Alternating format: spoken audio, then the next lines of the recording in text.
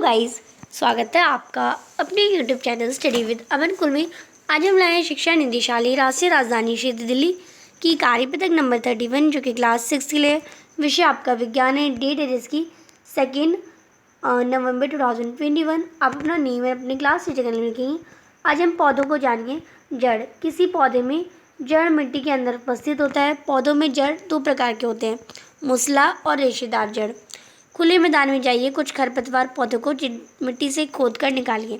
अब मिट्टी से खोदकर निकालेंगे, क्या घास आसानी से निकली तो नहीं, घास निकालने में हमें थोड़ी डिफ़िकल्टीज हुई। यदि आपने नहीं कहा है तो आपने ठीक कहा, ये कहानी आसानी से नहीं निकलते।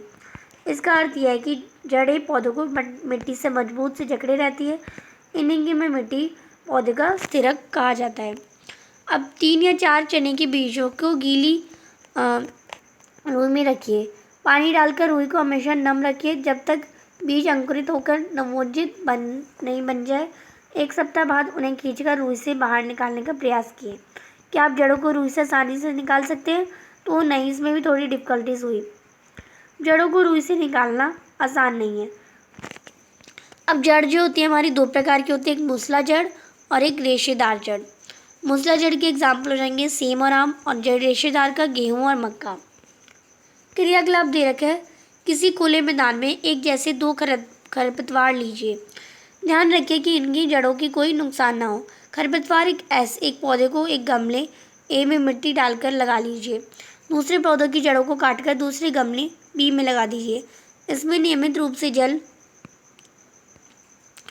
1 सप्ताह के बाद इनको देखिए, क्या आपने दोनों पौधे स्वस्थ हैं। दोनों पौधों में नियमित रूप से जल दिया गया, परंतु देखा गया कि जैसे ही पौधे की जड़ें नहीं थी वह सूख गया, यानी जड़ों पानी को एक स्थान से दूसरे स्थान तक पहुंचाने का काम करती है।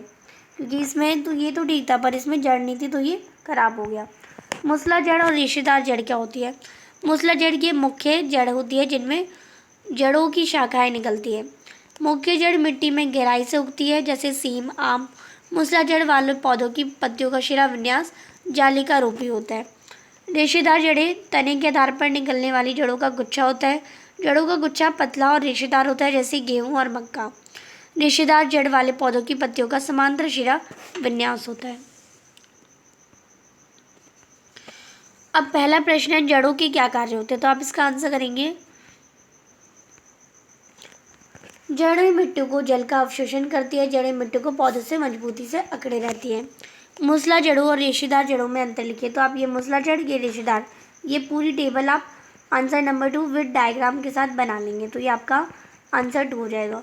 क्वेश्चन नंबर 3 है, रिक्त स्थान की पूर्ति कीजिए। किसी पौधे में जड़ मिट्टी के अंदर वाले भाग में पाया जाता है, तो अंदर उपस्थित भाग है।